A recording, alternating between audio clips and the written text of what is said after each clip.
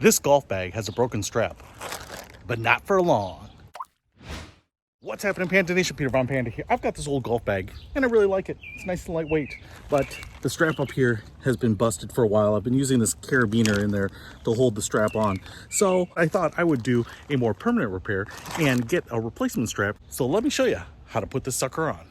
So the strap on this bag is actually pretty standard, and that's what I was actually hoping for because I actually thought they might be different sizes. So I'm just going to go ahead and take off this old carabiner.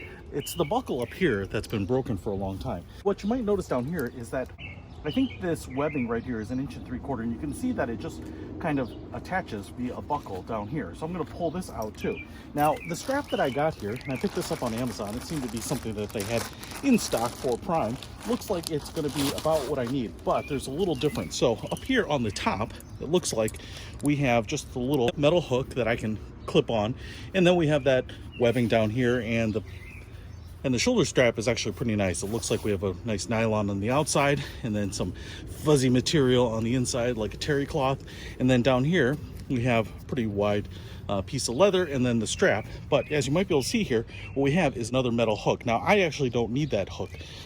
I actually have this little metal buckle, and so all I need is the strap to go in there. So if you do have like a D-ring or something on your bag, then this will be great. You don't have to do anything. But for me, all I need is the strap. So what I'm going to do here is I'm actually going to modify this by taking a pair of scissors and just cutting off the bottom here. I'm going to give it a nice little straight cut. But because I don't want this to fray, and because this is nylon, it should melt. So if you have a lighter, you should be able to just go ahead and fire it up and then just melt this end, and that will prevent it from fraying.